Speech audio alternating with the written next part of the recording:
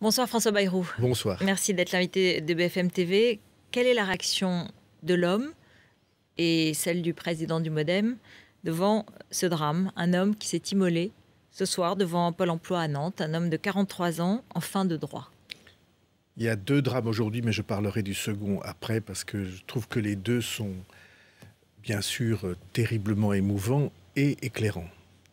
Le premier, c'est en effet ce jeune homme, parce qu'à 43 ans, c'est un jeune homme qui s'immole devant Pôle emploi parce qu'il est en fin de droit, avec quelque chose qu'on a le droit de dire, c'est que un très grand nombre de personnes au chômage ont le sentiment qu'elles ont affaire à des réponses administratives, mais qui ne sont pas des réponses qui les aident vraiment. Il y a une grande interrogation sur la manière dont on traite les chômeurs en France. Alors bien entendu, les gens de Pôle emploi font ce qu'ils peuvent, mais tous ceux qui s'y retrouvent, un grand nombre de ceux qui s'y retrouvent, ont l'impression que ce n'est pas vraiment une aide qu'ils reçoivent, que c'est un traitement. Je veux dire un traitement administratif. Et il faut qu'on... Moi, je suis persuadé qu'il faut qu'on change tout ça. Je suis persuadé qu'il y a des moyens plus rapides, plus accessibles, plus efficaces et plus humains. Moyens. Non, ce n'est pas une affaire de plus de moyens. C'est une affaire d'organiser différemment les choses. Il faut que chacun reçoive chez soi facilement, aisément, les offres d'emploi, vraiment, que les offres d'emploi soient vraiment mises à disposition. Vous savez qu'il n'y a que, je crois, une offre d'emploi sur 5 qui passe par ces canaux-là. On doit pouvoir trouver autre chose et organiser, surtout quand on est dans un moment de pénurie aussi énorme. Et puis le deuxième drame, je veux le dire simplement en passant, c'est ce petit garçon qui s'est suicidé parce qu'il était ciblé, il était persécuté, parce qu'il était roux. Et pour moi, qui connais bien et qui aime bien ces enfants-là, pour en avoir, je trouve que c'est affreux et que ça mérite que, comme parents, on y pense. Et comme responsable public, qu'on se dise que ces persécutions dans les écoles, c'est aussi quelque chose à quoi on doit même le plus vite possible penser et prendre en charge. On parle beaucoup de rythme scolaire, tout ça. Bon, je ne dis pas que ce n'est pas important, mais vous voyez bien qu'on a là, dans le climat qui règne dans les écoles, quelque chose qui est une marque de notre temps aussi. C'est-à-dire que la dureté de la vie à l'extérieur entre dans l'école. La différence est difficile à faire admettre, la cohabitation, ou est-ce seulement l'âge aussi? Rotel Krief, je me suis battu toute ma vie pour que on accepte l'idée qu'il y a des choses qui n'entrent pas à l'école. Je sais bien que tout le monde dit, mais vous voyez bien, la rue, eh ben c'est comme ça, donc à l'école c'est comme ça. Non. La loi de l'école, c'est une autre loi que la loi de la rue, la loi de la force, la loi de la bêtise, la loi de la persécution. La loi de l'école, c'est la loi qui fait qu'on respecte les maîtres parce qu'ils savent et les enfants parce qu'ils sont. Je reste là-dessus une seconde, parce que j'aurais vraiment qu'on parle de la politique économique du gouvernement. Les rythmes scolaires, je n'ai pas compris. Vous êtes pour ou vous êtes contre la réforme? En un mot. Bon, je pense qu'il faut réorganiser les rythmes scolaires, mais que la réforme est mal partie parce qu'elle est, comment dire, elle est peu réfléchie. J'ai lu l'autre jour. Vincent Payon, arrivera-t-il au bout? À votre avis? Je ne sais pas, mais je demande que Vincent Payon réfléchisse. À Paris, qui est la ville de France qui a le plus de moyens, on vient d'annoncer qu'on allait prendre 2 mois pour réfléchir parce qu'on n'est pas sûr de pouvoir le faire. Si à Paris, on ne peut pas le faire, est-ce qu'on peut le faire ailleurs? Et deuxièmement, j'ai lu qu'on envisageait à Paris et ailleurs de mettre un intervalle de temps entre la classe du matin et la classe de l'après-midi de près de 3 heures de temps. Nous savons, vous et moi, ce que sont des petits bouts de choux de 6 ou 7 ans. Donc il faut réfléchir, vous trouvez que il faut préparer. Bon, vous trouvez que c'est normal de leur mettre 3 heures entre le matin et l'après-midi démenti par le ministre. Alors, parlons de la politique économique, car c'est aussi l'actualité ce soir. Démenti, elle est importante. Si, que ce serait plutôt entre 15h30 et 16h30 et pas à l'heure du déjeuner. Non, mais moi, j'ai entendu qu'à l'heure du déjeuner. Oui. Bon, et entre 15h et 16h30, que me disent les élus locaux? Donc vous êtes contre. Attendez, je voudrais qu'on parle de la politique économique. Il y a cette question du 3 venant à la politique économique. Vous êtes contre économique. ou pour, finalement? Vous trouvez qu'elle est... La vie ne se résume pas à pour ou contre. Quand il y a des bêtises, bon, il faut essayer de les corriger. Et quand il y a des choses qui vont plutôt dans le bon sens, mais je veux vous dire ceci, la question de l'école ne se résoudra pas avec les rythmes scolaires et la question de l'école ne se résumera pas aux moyens. Les 3%, est-ce que vous avez le sentiment que le gouvernement a d'ores et déjà renoncé à cet objectif? Oui.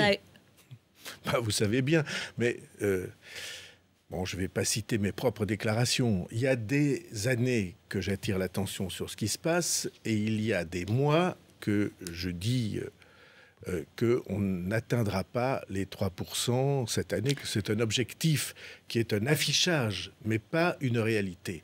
Pour deux raisons qui doivent l'une et l'autre former une politique nouvelle. La première raison... Attendez, vous dites il faut que le gouvernement change de politique pour arriver à ces 3% Le gouvernement va devoir, je vous le dis avec tout ce que j'ai de certitude possible, le gouvernement va devoir passer un cran dans sa politique sur les deux grands chapitres de la politique économique. Il annonce des économies, pour l'instant on ne les voit pas. 20 milliards, et pour l'instant on ne les voit pas. Et ils ont ajouté encore 2,5 milliards pour la pauvreté, et pour l'instant on ne voit pas les économies. Et deuxièmement, la question des économies ne peut être que secondaire par rapport à la question principale qui est la production dans notre pays. Le produire en France, toutes les productions, de l'agriculture au numérique, en passant par l'industrie, tout doit être la priorité de la nation. Et ce n'est pas le cas aujourd'hui parce qu'on a l'impression que le très grand nombre les règles de plus en plus complexes, les contrôles, les blocages différents de l'État, tout ça ne permet pas au pays de produire. Vous dites finalement le gouvernement n'arrivera pas à ces 3%, c'est même presque acquis. C'est acté. C'est ça, c'est en quelque sorte acté. La Cour des comptes hier a mis en garde et aujourd'hui on a l'impression effectivement que c'est un cap qui sera inatteignable. Mais est-ce que du coup vous dites comme Jean-François Copé ce soir, François Hollande doit immédiatement changer de politique économique, qui annonce le dépôt d'une motion de censure et qui dit que François Hollande a tout faux. C'est drôle, je dis ça en passant. Ce parti a été au pouvoir pendant 10 ans. Que n'a-t-il fait ce qu'il annonce ou ce qu'il réclame aujourd'hui? Évidemment, ça n'est pas sérieux. Il faut une prise de conscience. J'ai été très... comment je ne sais pas dire troublé. J'ai entendu ce matin, après les conclusions du rapport de la Cour des comptes, j'ai entendu des responsables socialistes mettre la Cour des comptes en accusation.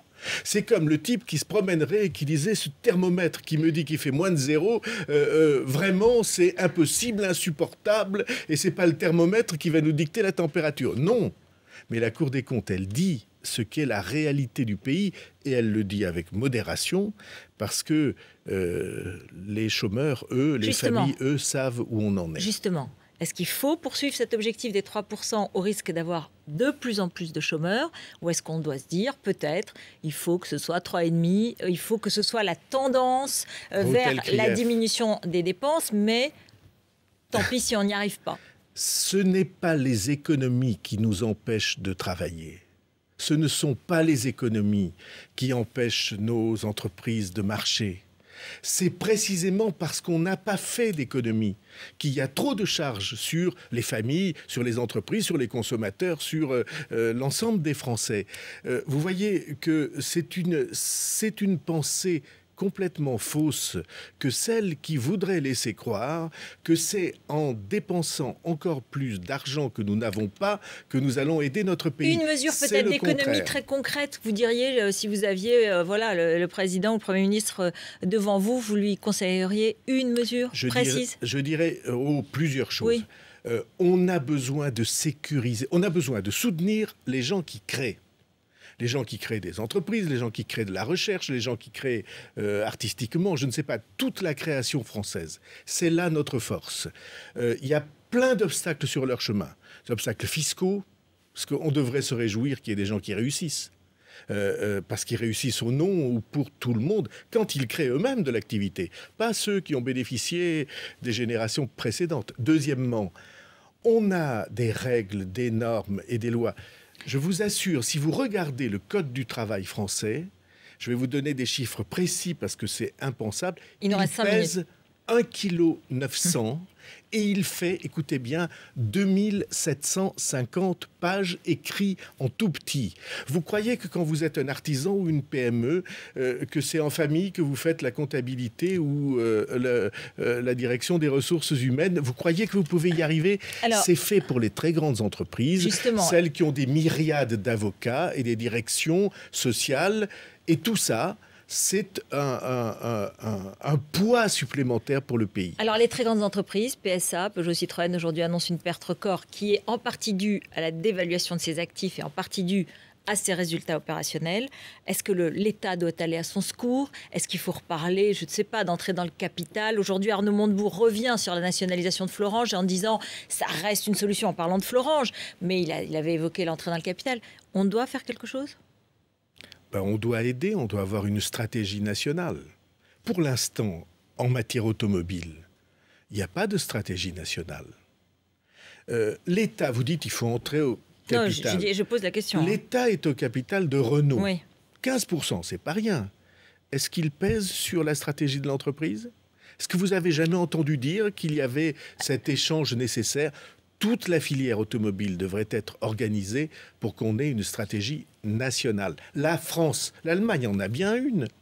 Et il n'y a aucune fatalité parce que les Allemands, en matière automobile, ils battent tous les records, ils recrutent et ils paient de mieux en mieux leurs salariés. Donc, il n'y a aucune raison. Mais nous n'avons pas de stratégie nationale. Dans aucun domaine que ce soit. On est un pays dans lequel chacun joue dans son coin sa carte, quelquefois sa rivalité avec l'autre. La première des choses que l'État et le gouvernement doivent faire, c'est rassembler les acteurs d'une même filière pour essayer de partager une volonté nationale. Il y a un texte de loi qui est annoncé sur la reprise des usines menacées de fermeture, mais qui sont rentables. Elle sera déposée au Parlement aux environs du 15 juin. C'est une Je trouve solution? que c'est bien, ça surprendra, et j'ai beaucoup défendu cette idée. À condition qu'il y ait pour ces sites et pour ces entreprises une stratégie. À condition qu'on sache... Vous étiez pour la nationalisation de Florange, en fait. Non, pas du tout. J'ai dit que la nationalisation est une possibilité. Nicolas Sarkozy l'a fait pour Alstom. Barack Obama l'a fait pour General Motors. C'est une nationalisation qu'on va dire de relais. Quand une entreprise est en difficulté, l'État Mais la loi sur la reprise des sites, pour vous, c'est une bonne idée? Moi, alors, il faut regarder les détails, parce que le diable se cache dans les détails dans ces affaires-là. Mais quand vous avez un site qui est un site performant et qu'on veut le fermer pour des raisons de confort, eh bien, il n'y a aucune raison que la puissance publique ne dise pas, écoutez, on va voir s'il y a d'autres repreneurs. Est-ce que vous avez confiance en François Hollande pour mener à bien ces évolutions que vous décrivez, ces souhaits que vous exprimez ce soir? Je pense vous aviez appelé à voter pour lui, je pense qu'il fait des choses bien, et même qui doivent être soutenues. Je pense que l'opération du Mali a été judicieusement décidée, bien menée et sans trop de mise en scène, ce que je trouve très bien. Je pense que tout le travail que le gouvernement a fait autour des accords sociaux entre les syndicats réformistes et le patronat, ça va dans le bon sens. Je pense qu'en matière économique, pour l'instant, les choix ont été annoncés, mais ils n'ont pas été faits. Or, quand vous annoncez des choix sans que les décisions concrètes soient là, évidemment, il y a de la frustration. J'ajoute un dernier point, c'est que pour faire cette politique-là, c'est pas ce qui avait été promis aux Français et c'est pas la majorité que nous avons. Et il y aura, je pense qu'on peut prédire des turbulences très grandes dans la majorité qui n'est pas du tout, pour une partie de cette majorité, sur la ligne de cette politique nécessaire pour le pays. Nicolas Sarkozy suit l'actualité politique, il est très vigilant, je pense, oui. Et Alain Juppé sent que l'ancien président a envie de se présenter à la présidentielle de 2017. Alors si vous aviez regardé attentivement les images que vous aviez juste avant notre dialogue sur l'écran, je l'ai fait. Dans l'œil d'Alain Juppé, il y avait deux personnes. Il y avait Nicolas Sarkozy et il y avait Alain Juppé. C'est-à-dire qu'il n'excluait pas du tout. Je ne sais pas si vous avez vu cet éclair dans le regard. Et c'est un homme responsable et qui a tout à fait, naturellement, les capacités d'entrer dans le cercle de ceux qui s'adressent au pays. Mais là, vous parlez d'Alain Juppé. Oui, mais Nicolas Sarkozy, naturellement, il suit l'actualité. Et comme vous savez, je n'ai jamais pensé que Nicolas Sarkozy se retirait. Ça, il y a des gens qui l'ont dit, lui-même, je crois, mais je n'ai jamais beaucoup cru à cette affaire. C'est quelqu'un qui a beaucoup d'énergie, qui a traversé des choses. Simplement, on a été en désaccord assez profond. Je ne sais pas s'il reviendra, mais je ne doute pas qu'il en ait envie. Merci beaucoup François Bayrou d'être venu sur ce plateau. Restez avec nous. Le journal de Rachida Marquis. Et puis, on décrypte l'actualité et les stratégies de communication avec Virginie Martin et Jacques Séguéla. À tout de suite.